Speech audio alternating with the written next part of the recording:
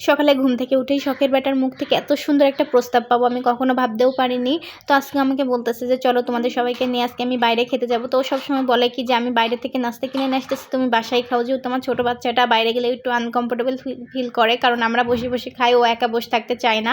আবার ওকে রেখে আমাদেরও খেতে অসুবিধা হয়, এই কারণে ও কী করে বাইরে থেকে সবসময় খাবার নিয়ে আসে, আমরা ঘরে বসেই খাই। তো আমার এটা ভালো লাগে না, কারণ বাইরের খাবার বাইরে খেতেই ভালো লাগে। তো বলতেছে যে চলো তোমাদের আজকে বাইরে নিয়ে যাবো। তো প্রথমে ভেবেছিলাম যে কাছেই যাব একটু ভাইরাল খিচুড়ি খেতে, কিন্তু পরিবেশটা আমার অতটা ভালো লাগলো না। পরে বলতেছে চলো তোমার একটা ভালো জায়গায় নিয়ে যাই। পরে আমরা গেলাম যশোরের অনেক ফেমাস একটা রেস্টুরেন্ট, সেটা হচ্ছে পাঁচফোড়ন। এটা আমি যতবার গিয়েছি ততবারই আমি দেখেছি যে প্রচুর লোক এখানে থাকে, এবং খাবার অর্ডার দেওয়ার পরে অন্তত 10-15 মিনিট ওয়েট করতে হয় খাবার পাওয়ার জন্য, ঠিক আছে।